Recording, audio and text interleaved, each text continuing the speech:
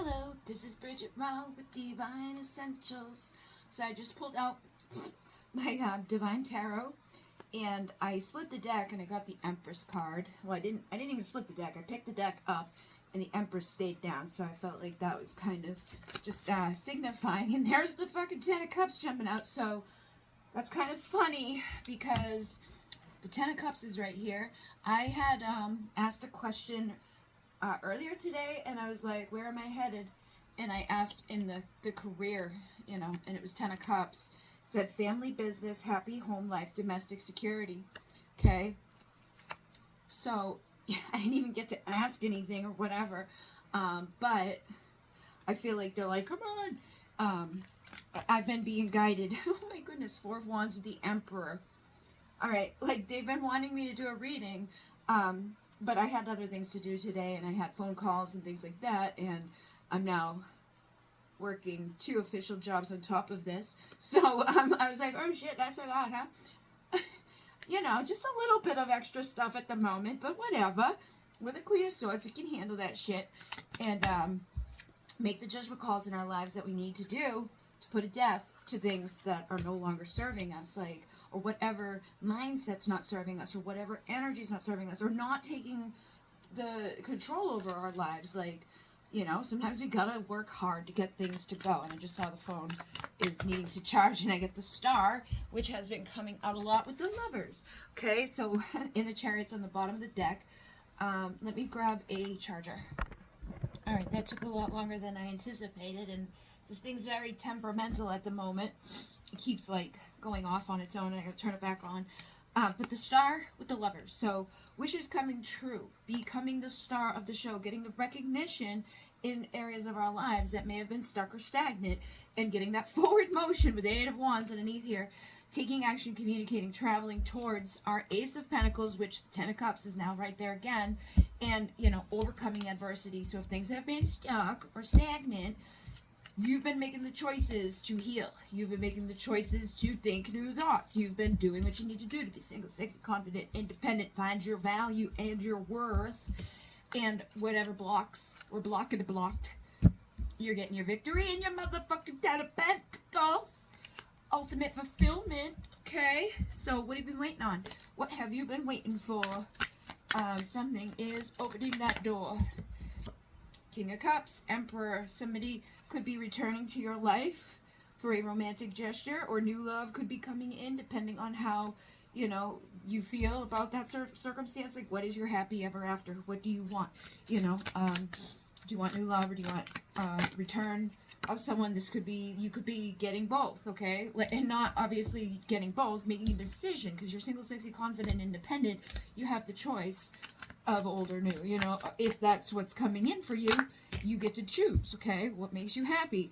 But yeah, Two of Wands, somebody could be keeping an eye on you. You could have multiple people keeping an eye on you. The Lovers is also about making a choice within love. Two of Wands is about being in a fork in the road. Page of Swords is, someone's looking at you, but we got the Emperor here, so there could be an Emperor in your life. There could be more than one Emperor in your life. There could be someone that you consider the Emperor and someone that you consider a lover in your life. Like this could be more of like a dad figure, or, someone that's in that position, like in my home, right? Like my dad lives here with me. We are a team. Like he and I have to pay bills together. He and I have to do everything, like to eat and all of that to survive. So he's my dad. He's my Emperor, because that's who's here, and that's how it's like the Emperor is a masculine father figure. So if you're, not with a romantic person, that's like the dad, okay? And then we find our own Emperor to have our, romance with. But for some of you, it could be that circumstance where it's like you've had your father figure in your life, but I just gotta click. Others of you, this is, the romantic partner, and for others of you, it's, I feel like for many of you it's both, and for some of you it's not a dad, but maybe a choice in love between maybe 2 emperors, or somebody that you just, maybe you just are like settling. I feel like, because I feel like it's something that makes you happy. There's one thing that may make you happy, emotionally, romantically, all of that, right? Like, I'm not going to be happy to, like, be married to my dad, you know what I mean? None of us are going to be happy married to our dad, but some of you could have that where it's like, it's not romantic, right? And then others of you could have it where it could be romantic, but it's like almost like you're settling for something. Maybe because you're just sick of waiting or wanting a new beginning, and somebody could be rushing in to romance you. And again, it could be two men, because these are two different nights, you know? So you may need to make a judgment call on that. Like, who am I going to choose? Which knight do I choose? So that I don't end up defeated. So that I can be the Empress, right? Like, we got to make the right choice so that we don't end up here. Look at this. 555. 555. Sometimes we need to change our choices, too. Maybe you're making the wrong choices in love, or maybe you're making the wrong choices about, or maybe you've made wrong choices in the past that led to tower moments. Ringing, okay? Could have been with the King of Swords, or Knight of Swords, or you could have dealt with the Knight of Swords that's also, like, moving into the energy of the King of Swords, because the Knight of Swords is just quick, and like, here I am, boop. But the King of Swords is integrity, and sticking to your word, and, you know, not giving up when the going gets tough, like, you know, respects boundaries, respects the Queen of Swords, because he's the King of Swords. Like, if anybody should get the fucking Queen of Swords, it should be the King of Swords, right? He can be a little cold and aloof, she can be a little cold and aloof. But you may have learned what boundaries were necessary to take a leap of faith, to think in new ways, to be in new ways, and to adapt the old, so that the wheel could be, here you go. Literally. Yeah. Having a death to throw the wheel of fortune at you, because whatever you've been waiting for is ready to go. You're rising up into the light, okay? You're healing the subconscious, you're healing all the blockety blocks, you're making the 555 changes. We get the 1010 portal coming up in a couple of days, so that energy is here as well. Hierophant, higher level commitment. Oh, I keep getting this energy, and there's so many, like, signs and so many other things that I'm seeing at this time, things I'm doing at this time that are indicating, like, big recognition coming, big changes coming, like getting yourself out there into the right area, making the right choices for the fulfillment, so that we can drop the fucking burdens. Because when we allow ourselves to stall out of other people's, like, indecision, like, oh, he doesn't want me, let me just sit here and be sad and miserable and not move on with my life, like, that's us doing that. That's not them. That's not their fault. That's just us having that judgment of, oh, he broke my heart and I'm sad. But we can heal that at any time and stop blocking us. I think this is what happens sometimes, is the divine masculines, right? They got all guarded and held back and ran away. All they seemed to be interested in was passion, and then taken off. So it was like, oh, my value and my worth decreased. I went through this painful ending, and it broke my heart, and it fucked with my ego, and made me stronger. So now you will know going out that you don't put up with the same things that you used to, because we know where it leads us. So now you're ready to collaborate with the right reconciliations in your world, and people who are just on the outside watching you live your life, that are not actively participating, they're not actively giving any value to your world, they're just watching. You may be learning at this time that, like, I need something more. You know, I need somebody that's here with me through the good and the bad. I want somebody that's there at the bottom, so that I know that when I get to the top, they're not just there for the top. I want somebody that is going to, like, at least hear me, you know, at least listen to me, communicate with me, you know, be there for me in some way. And if you've been dealing with somebody that was only coming and going and hurting you in ways that, you know, whatever, just doesn't feel good, then you may have done the work on yourself to heal whatever thing was up in you that was attracting those experiences that were leading to the tower moments, so that you could get your justice and a valuable offer that's worthy of your time, energy, and devotion to make you happy, because that's what we need. Like, when you think of your ultimate lover, right?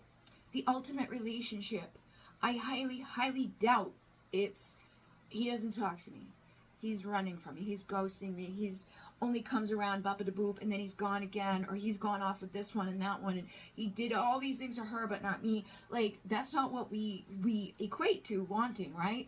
So when we put our lives on hold after somebody has done that to us, and we wait for them to return, we're waiting for that behavior to return. You know what I mean? And that's not to say that the people can never change, or that that they can't ever come back and things could be okay. They can. But it's most likely not going to happen if we're just living in the same karmic cycle in those karmic loops. That's why I told that person the other day that I spoke to, like, hey, she told me the story about what had happened and what she's, went through and what she's been doing since. And I identify because I did the same fucking thing, like, he broke my heart, he went off with this girl, and but a boop. And then I died in my bed alone for, like, years. And didn't talk to anybody, didn't see anybody, and, wasn't entertaining anything anywhere else, and was just sitting here miserable and alone all the time, 24/7. Gee, I wonder why things are not so good, in myself. And that's my own fault. That's not, like, what people do, that's their decision. How we respond is up to us. Doesn't change, the behaviors and things like that. Like, but what we do with it is up to us. And if we want our ego, like, because a lot of times our ego gets bruised, like, oh, he rejected me, he gave her the energy and attention that I wanted, or bop de boop, and there's a lot of reasons for those reasons, those things that happen, okay? Like, it's not your fault. You didn't do anything wrong. And it's not necessarily their fault either. It's maybe just what they're doing. They're self-sabotaging. They could be sabotaging a good thing and leaving them, because what they end up doing by doing those things is leaving themselves out in the cold too. And they hurt themselves because those other things don't fulfill them either, and then they always return back. At least in my situation, they always return back, and they can be open and expressive and tell me things when they have drank, but not when they're sober. And so that's been a big problem, and that's, again, a self-sabotaging thing of, like, I want to communicate with you. I love you. I care about you. I miss you. I'm aware of all the weirdness. Like, we are definitely soul people. We got this thing, right? I'm aware of all that, but I can't tell you that unless I've been inebriated. And if I do show up without the inebriation and I do give my time and energy to you, when it gets too close, I might sabotage and run away. Even though I feel all those things, even though I think all those things, even though I know all those things, it's a trigger, and it's a karmic cycle that we're here to heal. And being a victim of it on either side of it isn't getting anybody anywhere. It's like, dude, either fucking face it or run from it. But you yourself, right? Like, if the guy can't face it and he's only running from it, you need to face it in your own experience and break free from that so that they can too. Because if they're not doing it on their own accord, right? Like, and you keep repeating these things, at some point we've got to break them and say, no, like, I'm not doing that, I'm not going to keep engaging in something that I know is going to, and that doesn't mean we never engage. It just means we don't do the ways we know don't work out. And that requires boundaries and self-respect and a lot of strength and a lot of courage. Like, when a person reach out to me and they're begging me to go see them, I want to go see them, but I learned from the times in the past that when I went to go see them under those circumstances, where it always ended up. So the last 2 times that they tried to do it under those circumstances, I said no, and I didn't go. But that was a judgment call that I needed to make to protect myself, and now the universe is going to reward me, and I can move into calmer waters. That doesn't break anything either. If they truly care and they truly feel all the ways that they say, and they're truly whatever, like a connected thing, right? Where you have this deep love, we're supposed to reconcile.